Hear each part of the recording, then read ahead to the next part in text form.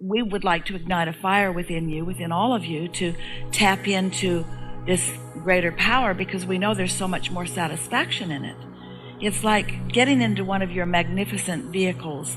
They are really wonderfully designed these days, and they have such potential for movement, and there's not so much resistance in their engines or in the transmissions.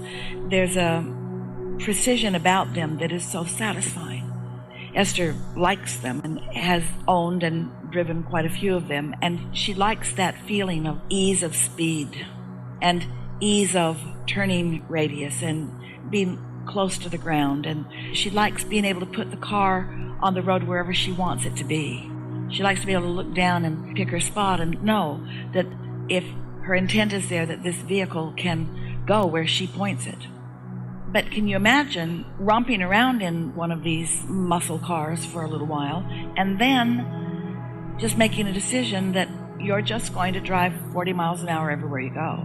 It's just something that you've always done, raised on a farm, that's the way. And you might say, but why?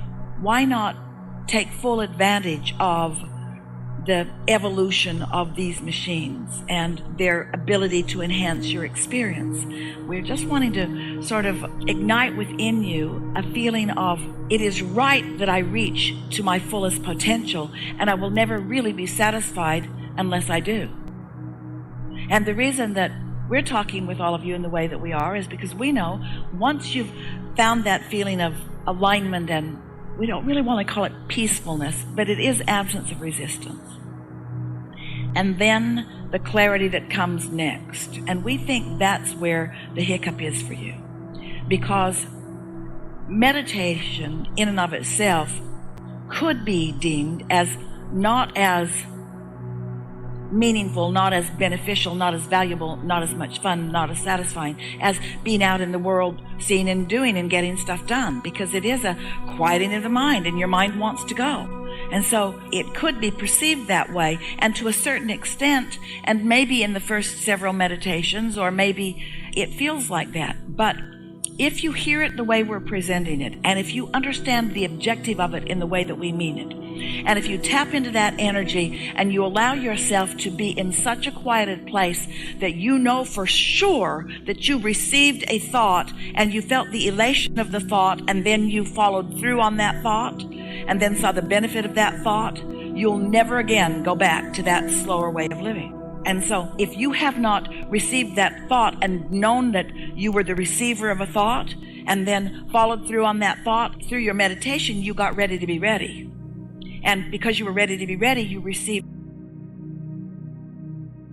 true empowerment.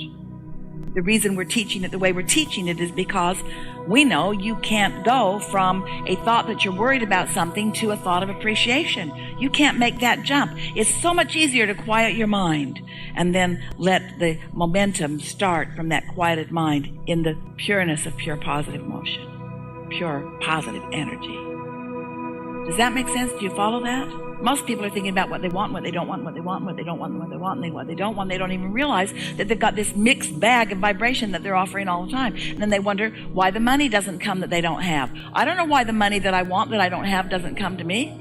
People use words like the challenge I have, the struggle I'm having. In other words, they're using words like challenge and struggle, and yet it's not connecting with them that they are introducing resistance into their own equation. A word like struggle and a word like challenge is an indicator that you've got resistance going on, you see.